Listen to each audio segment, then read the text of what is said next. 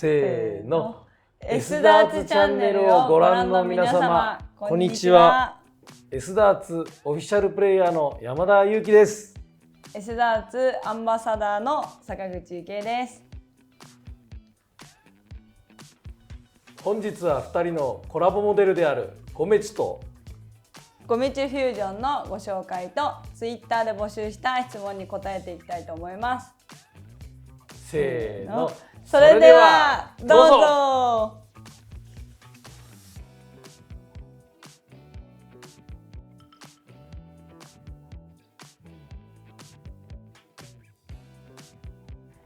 S ダーツさんの公式ツイッターで募集した質問に答えていきたいと思います。たくさんの質問が届いたということで、皆様ありがとうございます。ありがとうございます。早速いきたいと思います。最初の質問を読んでいきたいと思います。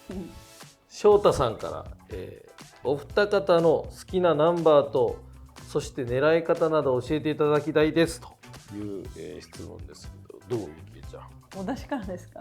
いや、やっぱ俺質問してるからやっぱ俺後じゃない。そうですね。私好きなナンバーここがメインで好きっていうのはあんまりないですね。なんか基本全部好き。入ったら嬉しいから。狙い方とかも特に決めてないって言ったらちょっと違うんですけど、なんか細かくこう決めてるかって言われると全然ないですね。まあでも僕も好きなナンバーはないです。なんか好きなナンバーがあると嫌いなナンバーとか出てきそうです。出てきそうですね。あと確かに苦手な、ね、なんか好きな、例えば20ダブルが好きですっていうとなんか残2が苦手とかなってくるような気もするんで、例えばなくした方がいい気がする。好きなナンバーも好きも嫌いも、嫌いなナンバーなくすっていうのはみんな当たり前にあるから、好きなナンバーなくした方がいいですね。そっちの方がいいと思う。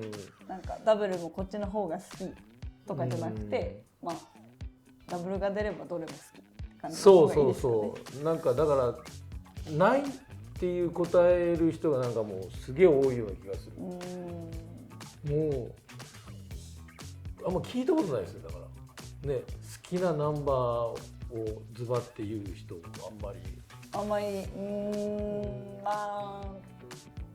まあ定番なここは好きだけどみたいなのは聞いたことある。ブルとかね。そうですね。でもなんかそしたらなんだろうな、クーリ系苦手なんですかみたいに思われたりもするだろうし、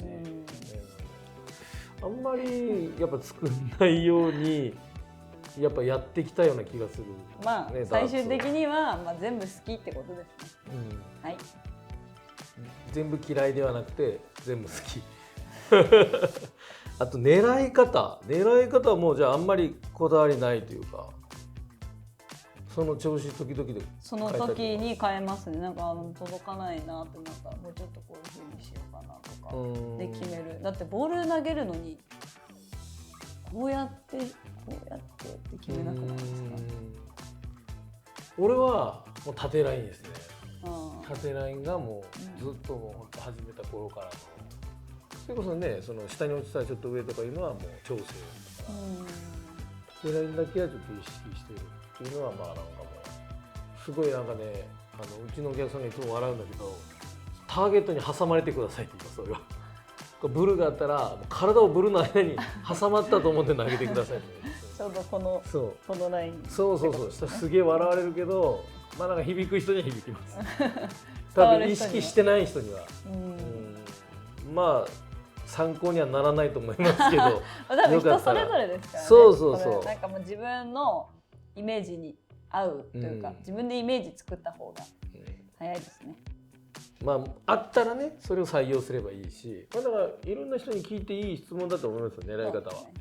好きなナンバーはね、意外と思ってるような答えは返ってこないような気がする。期待したような答えは多分そこだけ好きはない。はい、ということでじゃあ2番目いきますね。ヒット、あとダーツ赤さんから、お互いのリスペクトする部分はどんなところですかと。これでもある？意外とね、なんだろうな、それあるあるとは思うけど、そんなにね5名中からぐらいの勢いじゃない、絡み出したの。そうですね、そうなんですよ。だからなんかちょっと絞り出してもらっていいですか、ね、お互いのリスペクトするところ。そうね、俺は結構サバサバしてるよね、キーちゃん。っていうのは、そこかな。なんかそれリスペクトなんかほらね、なんだろうな、リスペクトだね。結構ほらやっぱちょっとこうなんだろうな、こう結果残し出してこうね、みんなからファンが増えてくるとちょっとそういう路線に入っていくこともあるやん。絶対入らんみたいな態度取るやん、そこには。絶対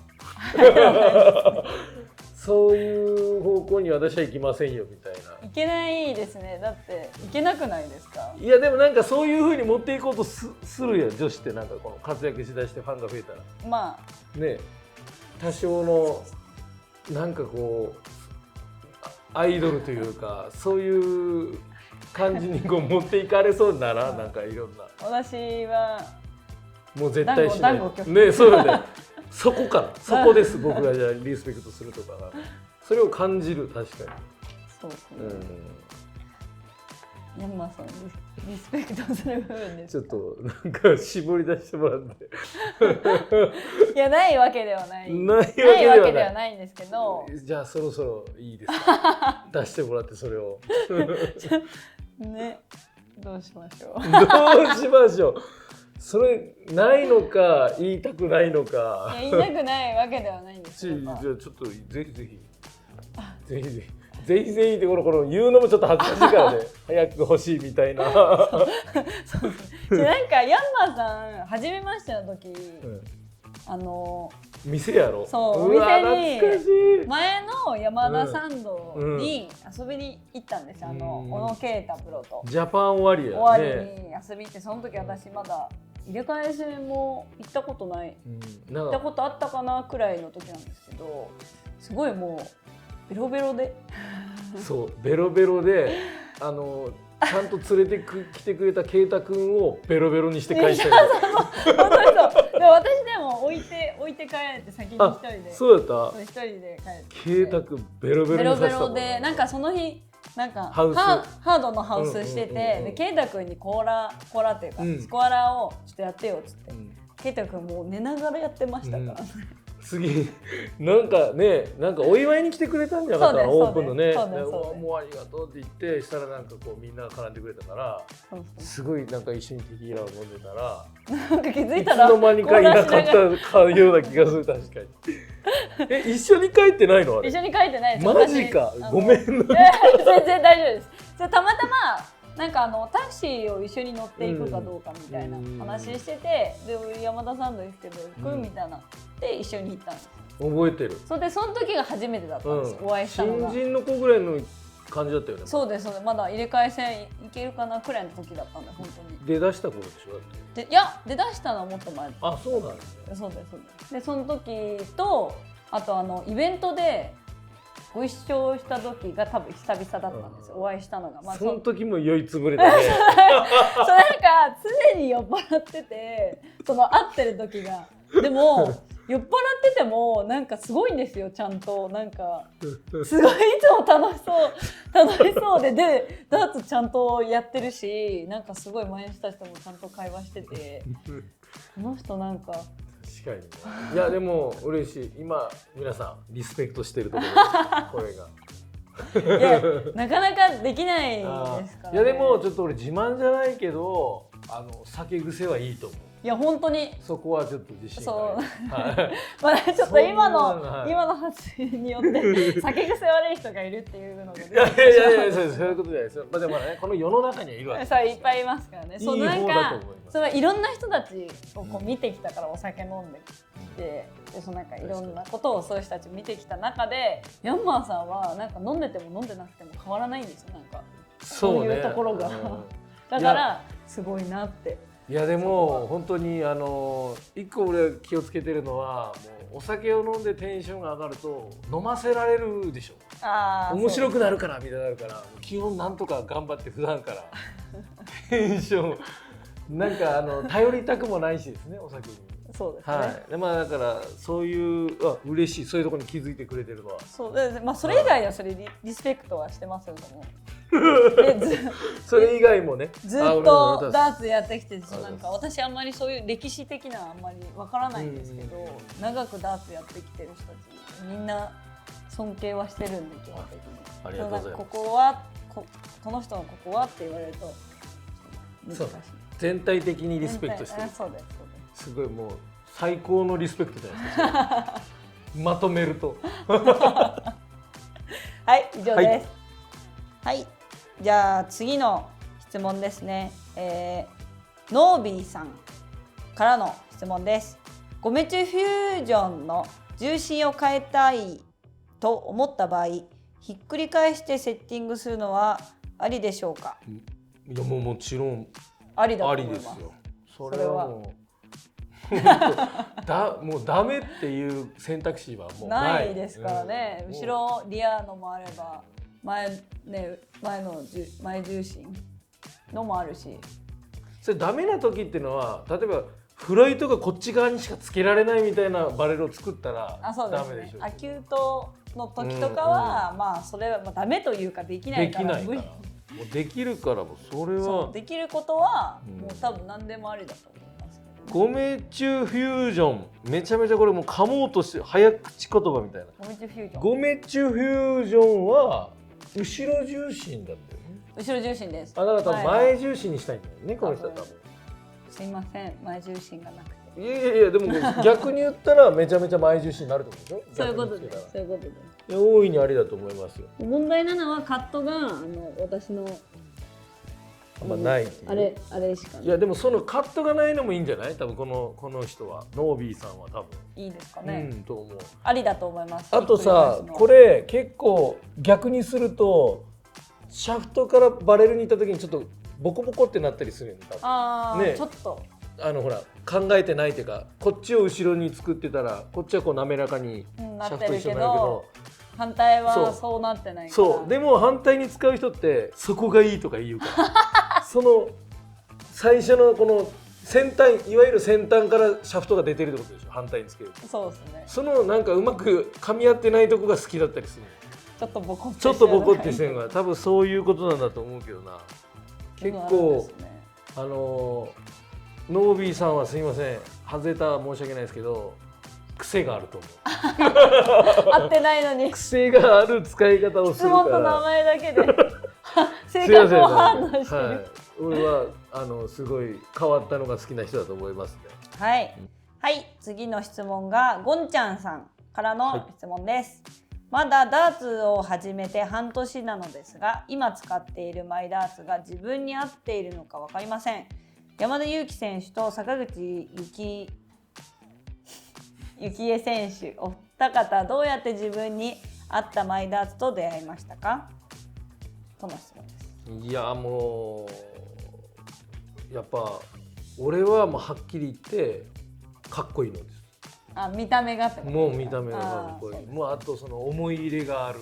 例えばやっぱ好きな選手か、なんかその名前がなんか自分になんか由来があったりとか、なんかやっぱ思い入れがあった方が何でも合うけど何でも合わなくない？もう変えたばっかりなんていうのは。まあそうですね。もうそれをずっとものにするっていうなんかやる気がまず大事だから。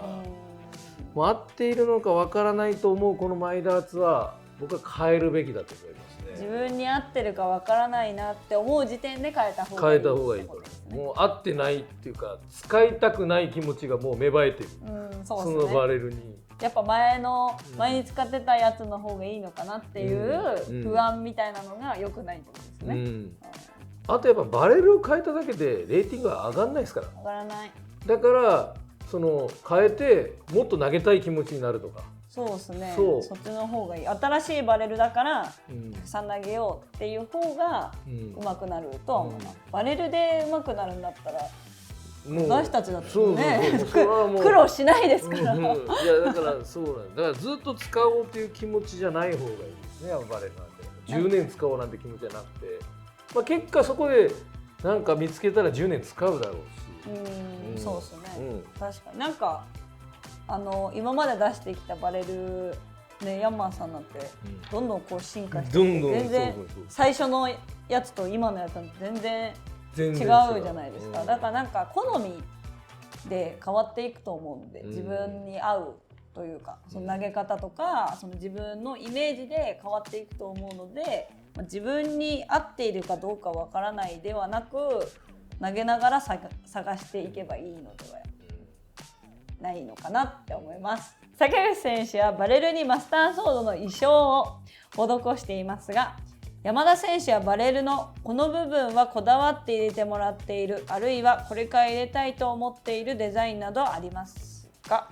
僕はもうだから、はい、もうこのほら赤白の線はもう、はい、僕ちょっとこだわりの、まあなんか日本の国旗をもイメージして、はい、もう何年前初めてワールドチャンピオンシップ行くときにバレルに入れてもらったのをそのまま使っております。そうなんだ。全然日本の国旗知らなかった。知らんかった。全然知らなかった。これ結構やってますよね、 PDC プレイヤーは。バレルにベルギー代表のデミトリーとかも、あとみんななんかその国旗の色を入れたりして、まあ、自分のカラーを入れたりとかもね。存ぜなかったです。そうでしょ。結構トリニダーだからここからいろいろみんな色を入れるようになったんですね。最初だからもう最初だからもう日本の国旗取ろうと思って。先に誰とも被らないから。そうあとね、あとこれからやりたいのはもう本当に毎回断られてるんですけど、赤いバレルを作りたい。かっこいいっすよね。赤そうですね、作りたいんですけど、私ちょっとこれ話していいのかわかんない。何バレンタインの、バレンタインモデルのやつ作ってもらうときに、色エンペレツに色を入れるんですけど、バレンタインだから赤がいいって言った時にちょっと渋られましたね。赤がね、ぜひちょっとダーツ業界の皆様、はい、赤いバレルを俺は本当に作りたい。難しいでしょうね、多分。どうにかこうにかしてやってもらいましょう。まあなんか見たことあるからね、一応ないわけではない。ないわけではない。あんまりメーカーを出すのはあれないですけど、世界にはあるんですね、赤いバレル。世界にはある。世界と戦いましょう。はい。はい、そういう感じです。そういう感じです。はい。はい、じゃあ次行きたいと思います。ケータアットダーツ赤さん。はい。坂口プロへ最初ゴメチュという名前を聞いたときにどう思いましたか？シンプルな質問。シンプルですね。とっても。ゴメチュと聞いたときどう思ったかと言いますとですね、何を言っているのかなって思いましたね。確かにね。シンプルに。バレるとも言わんければ本当何を言ってるのかなって話です。その一番最初にその話、ゴメチュっていう単語を聞いた時、もう本当にいきなりゴメチュ作るよって言われて、どういうこと？何の話ですか？いや、本当担当者はさ気に入ってるよね。ゴメチュを絶対。俺もドヤ顔だったもん、言われた時。ゴメチュ作るんでみたいな。それこそ一緒。なんか何も言わなかった。そう、何も、いや、なんかまあ変な。だから俺とも言わんかったやろ。そうっす。ゴメチュだけ言ったろ。そう、いきなりゴメチュ作るよみたいな言われて。知らせ方も一緒ってことですね。お互いの担当ね、すごいひらめいたんでしょうね、多分。会議の時かなんかでゴメチュいいっすねって絶対なったはずだ。言い方がもう自信満々の。なんか言ってるのも想像つきますもんね。そうよね。あのメンツが、確かになんかゴメチュいいじゃないですかみたいなってるのが想像つく。そのゴメチュから察しろよみたいな。全然わからなかったよね。今揃ったけど本当に分かんない。ゆきえちゃんと出すっていうのがもう全く想像できない。いや本当にそうですよ。なんだゴメチュって。こっちのセリフっていう感じでしたよね、逆に。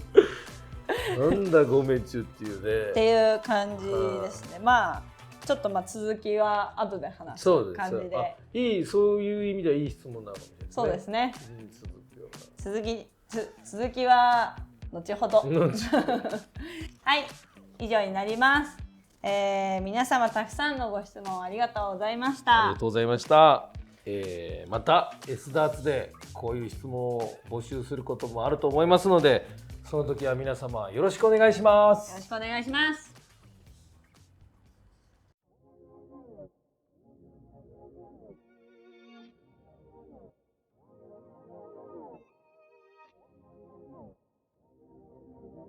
はい、ということで、今回は、僕とゆきえちゃんの、コラボということでトリニダードとティガの、バレルメーカーを超えた、コラボということなんですけども、ゴメッチュ、はい、ゴメッチュがねちょっと戻しちゃったんですけど、エンプレッチュね。はい、エンプレッチュです。エンプレスじゃダメだったのかなっていう。エンプレスはなんか多分あるんですよね、その名前のバレルが。エンプレスね。そう。他のメーカー。エンプレメス。エンプレメスって何？いやゴメスだから。いやそうね、まあじゃあゴメッチュになるか。ゴメッチュにね、まあエンプレチュの名前の一番のなんだろういいところ。まあやっぱ中がやっぱ一番目立つ。そうね、こだわりなわけね。多分まあ多分中は多分完全についてましたね。そうね。考えたらもう多分ゴメッチュなんですよね。ゴメッチュしかない、ね。ゴメッチュしかなくて。そうなるとやっぱねお互いの担当者のドヤ顔になってくるわけね。そうなんですよ。なんか今回のコラボのきっかけを、山田パンチに前回出させてもらった時にもう私も初めて聞いたんですけど。そうね、初めてだった、ね。俺は聞いてたんですよね。そうやったね。クイズ形式にしたもんね。そうなんかみんななんだと思いますみたいな感じから、聞いた内容が、お互いのその開幕戦私たちが優勝させていただいて、でその時に各メーカーの担当者さんたちがもともと仲いいんですよね、なんかね。飲みに行ってテンション上がりすぎて、ゴメッチュ作ろうみたいな感じになったんですよね。俺ねちなみに会場も一緒に出たい。その時ですか。そうもうやっぱ俺初優勝だったから。そうですね。そうすごいねテンション上がってて、みんなテンション上がってたな。確かに。まさかでもコラボまで話がいくとか思ってもなかったですけどね。全く思ってなかったけどね。確かにそうや。多分そうですね。テンション上がりすぎて飲みに行った席でできてしまうような名前ですからね。してすぐじゃなかった？もうすぐ俺なんかもう作りましたぐらいの早かったっすよね。俺いつもの俺のバレルよりも早く図面が引かれたぐらいの次のもうその月ぐらいにあったんじゃなかったかな。もう4月だったでしょ、頭ぐらいで。私はもうもうちょっと遅かった気がするな。いやもうダーツ祭り発売なのにもうだいぶ早い時点でもう決定したんで。それはそうでしたね。そうです。そうだったよね。だからそこに関していろいろちょっと話をしていくっていうことなんですけども、その話には実はもう一個エピソードがあるらしいということで。どういうこと？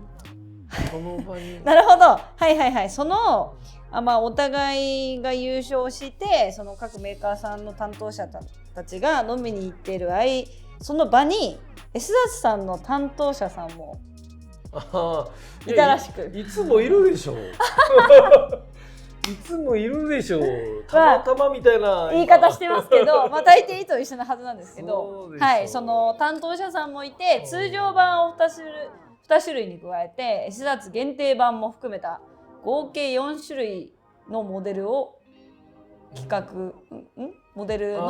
がスタートしていたということですね。視聴者の声出していい？そうですよね。S ダーツさんも出しますよねっていう。そうですよね。最近はもうちょっと流れじゃないですか、ここはもうこれね。確かに S ダーツ限定版。見たことないのがありますね。この前見なかったのが。だからダーツ祭りにはなかったやつですよね。ダーツ祭りにあったのが今こっちの右側にあるやつ。なんかこっちが通常版でこっちが S ダーツ限定版。 S ダーツ限定みたいなね。っていうなんかでもこれあれだよね、おなつちゃんみたいな人ね。全然違う。まさかのこれ大丈夫ですか？コラボ来ないですか？私使わないでくださいみたいな。フュージョンの S ダーツさんの限定版の時は絶対この色あ、そうなんあ、失礼しましたそういうことそうです。あ、じゃあもう必然だ、こっちも。いつもねもう速攻決まって。あ、で、通常のフュージョンの時は私が青が好きなんで、基本的にこのそうね、それは聞いてて、あ、なんでこんな黒くないんだろう。あ、そういうことか。フュージョンの S ダーツもちゃんとあるんだ。あ、そうです。なんか決まっております。失礼しました。はい、それはちょっと勉強不足だった。ね、意外として今度黒控えめっていうね。そうですね。黒で通常版。あ、こっちが S ダーツ。S ダーツ限定版。こっちはなんかちょっとシンプルめな。やっぱでもちょっと黒をこう前面に。かっこいい感じに。ゴメストの S ダーツ限定といえばもう黒なの。何でも全てを黒のカラーにする。真っ黒ってことですか？例えばゴールドがあるんだったら黒にするとか。真っ黒というわけでもなかったりするんだけど、半分色違う。そうみたいなバレルの時は通常版とほぼ一緒ってことですか？そうだからこれがなんならみんな S ダーツ版と思っちゃうぐらいの。今回はこちらのそう困ったってなってやったのが多分これだった。困ったって何ですか？分からんけど多分いつもこれだしどうしようって。そうそしたら多分前も全部黒ですよねこれ。そうですね、入ってますね。ケイちゃんのマークのとこも黒でやる。はい、私のマスターソードです。すごい。ってことは4種類になるってことね。そうですね。今回前回の祭りの時は2種類だったんですけど、今回から4種類。今回から4種類。S ダーツさんからは4種類です。ということですね。そんな僕たちのモデルですけれども、こだわった点。ゆきちゃんのなんでニヤニヤしてるのこだわった点はやっぱちょっと聞きたいな。こだわった点ちょっとね軽くやっぱ言ったよね。色をね。そうですね。まあ色はもういつものって言ったらちょっとあれですけど、いつもの色です。もうね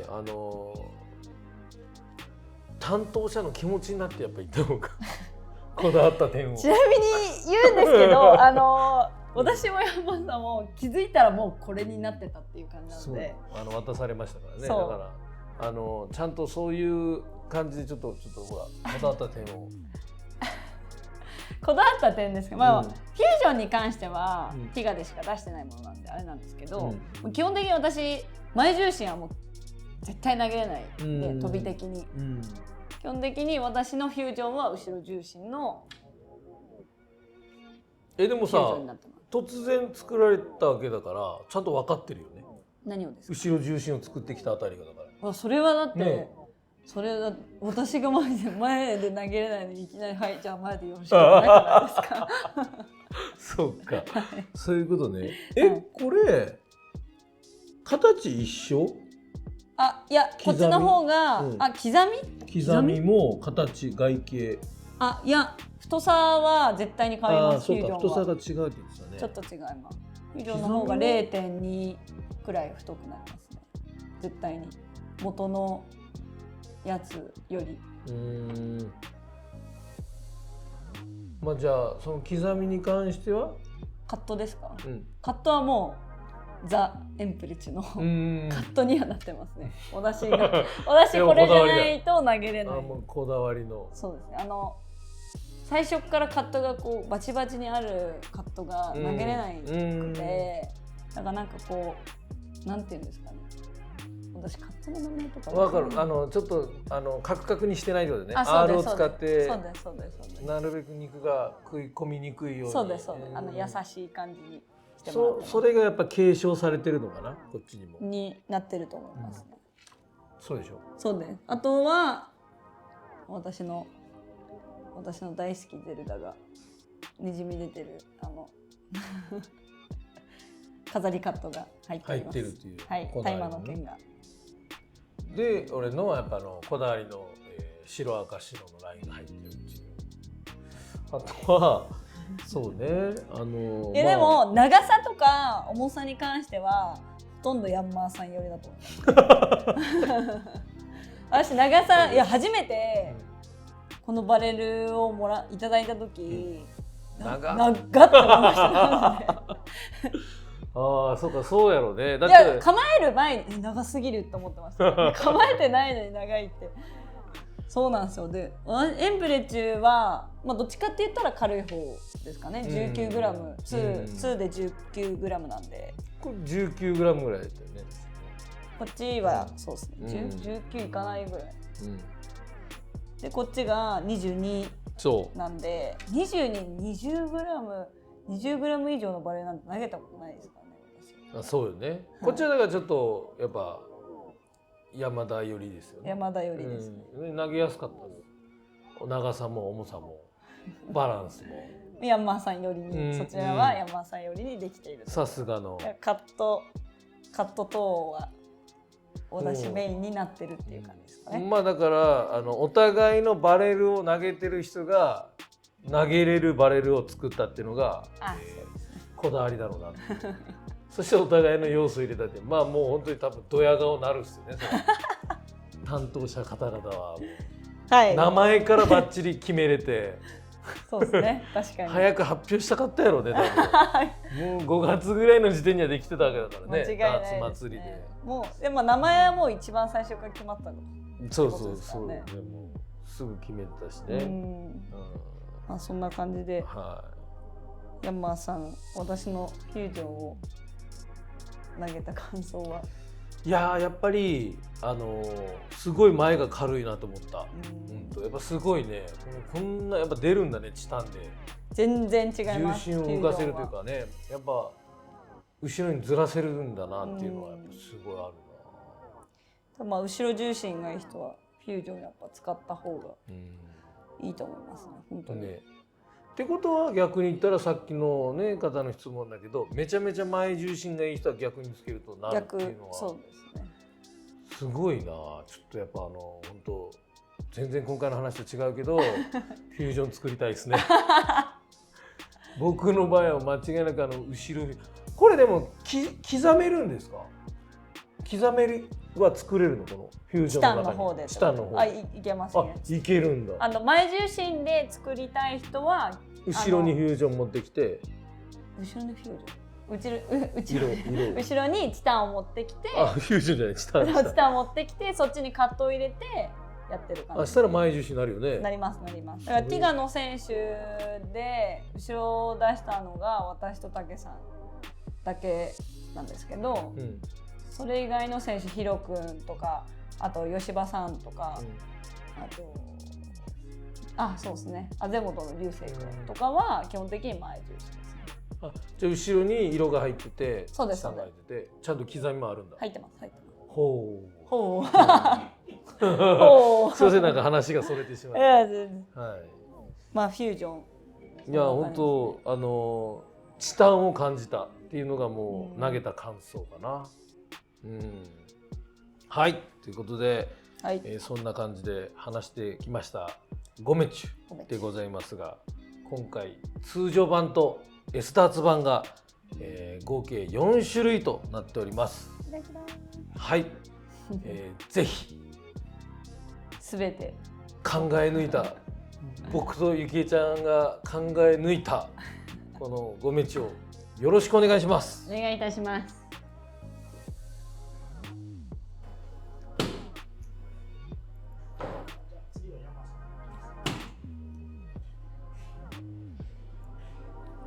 イエーイ、ハット。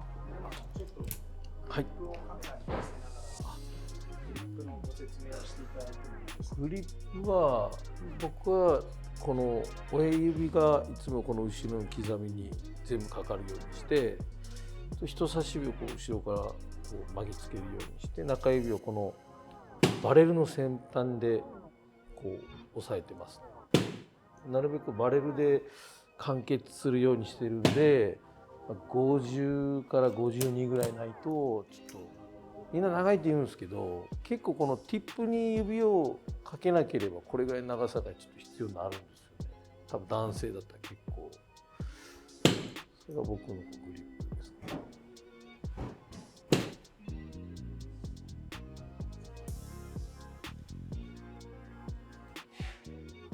多分いつもはこんくらいなんですよ。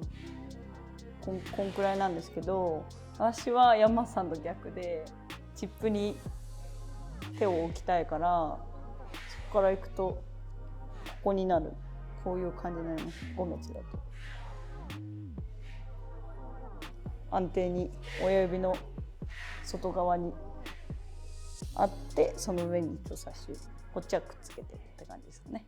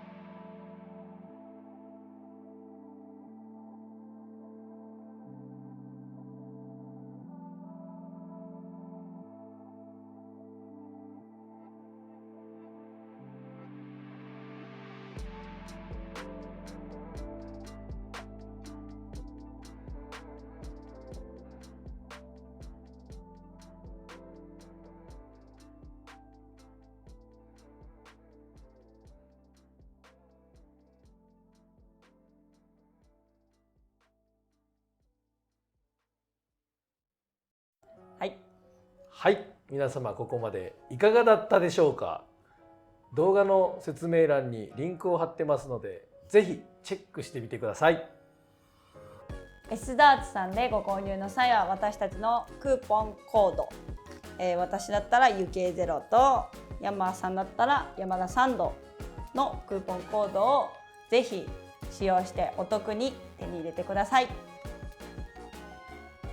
はい、また実店舗である池袋店、錦糸町店、あと台湾にある台北店では試搭もできます。なのでぜひ皆さん足を運んで試搭を心ゆくまでやってみてください。はい、最後に動画の高評価とチャンネル登録もよろしくお願いいたします。以上 S ダーツオフィシャルプレイヤーの山田裕貴と S ダーツアンバサダーの坂口ゆきえでした。せーの、最後まで動画をご覧いただきありがとうございました。じゃあねー。ちょっとキュンってやってください。キュンバイバイ。